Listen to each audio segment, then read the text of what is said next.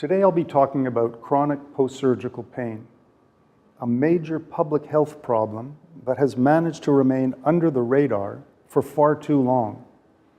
Many of you probably know someone, a parent, a brother, a sister, a cousin, maybe a friend, who's had to have major surgery. But what you likely don't know is that a common adverse effect of surgery is persistent or chronic pain, meaning the pain doesn't go away. The good news is that most people do just fine. They recover uneventfully, and within weeks or months, they return to their everyday activities, going to school, going to work, and they usually do so with an improved quality of life. The bad news is that this ideal recovery path that I just described doesn't occur in a substantial proportion of people. For them, the pain doesn't go away. The pain persists, and it continues to cause suffering and distress. When chronic post-surgical pain is severe and intractable or unmanageable, it has a way of lodging itself into the core of the person, and from there causing all sorts of negative downstream effects. To put it short, chronic post-surgical pain destroys lives. It destroys the lives of the people who are suffering from it, and it destroys the lives of their family members.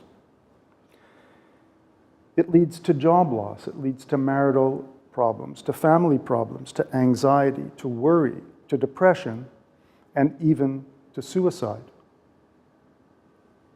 It's hard to imagine what it's like to live with chronic pain on a daily basis, but try to think back to the last time you had pain, or you were in pain.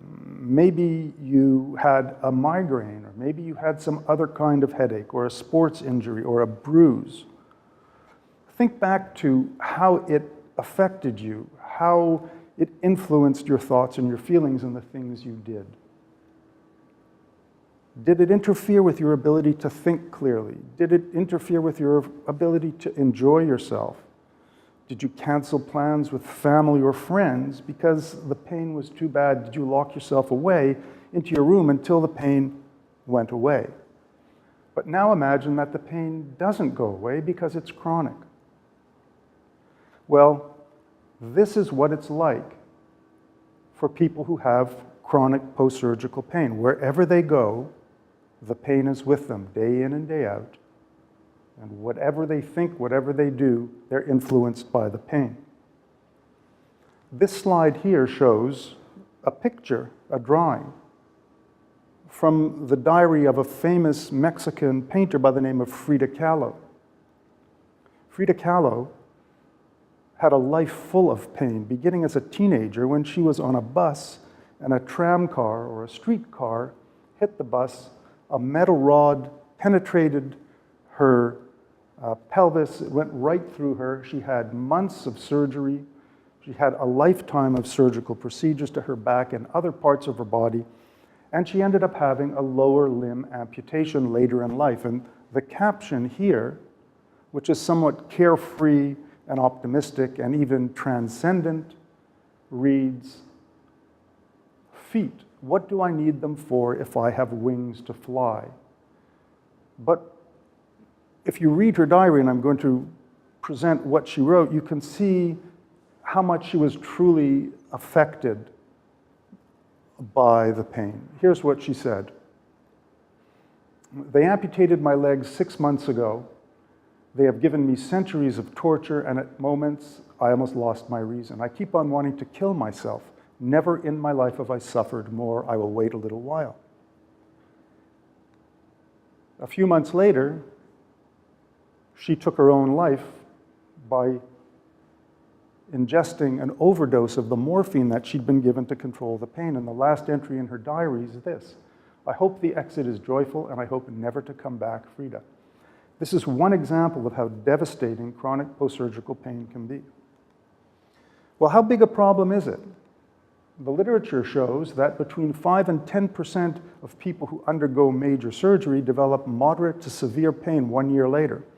That's not just mild pain. This is clinically relevant moderate to severe pain. In 2004, it was estimated that there were about 234 million major surgical procedures performed on patients around the world.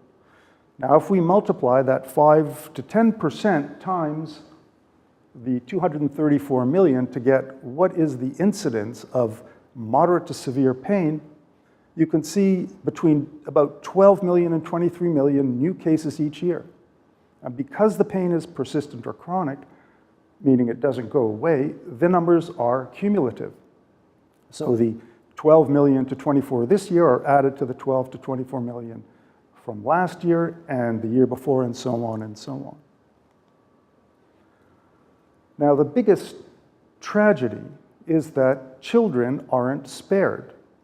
We have research that shows that 50% of kids report chronic pain 1 year after major orthopedic surgery for a condition called scoliosis, which is an abnormal curvature of the spine.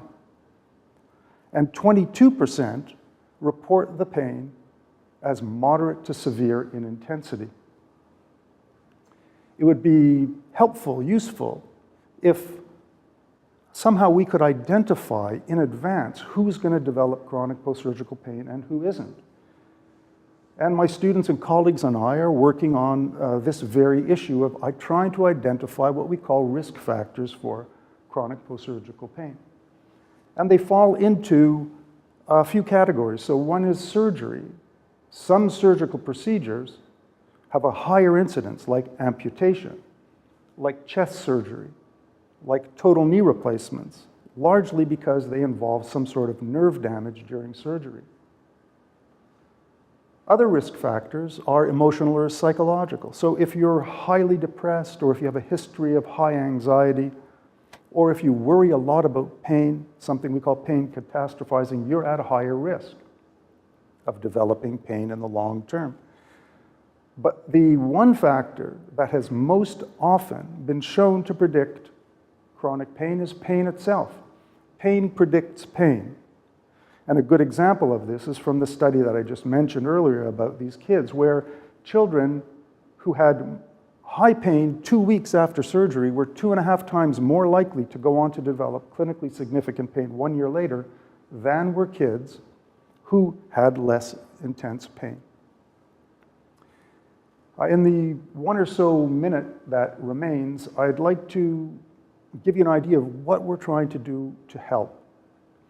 In 2014, last year, we established the world's first transitional pain service at the Toronto General Hospital, designed to transform the way that pain after surgery is managed by proactively identifying before surgery and managing people before surgery, those who are at high risk of developing chronic post-surgical pain, based on some of the risk factors that I presented to you before.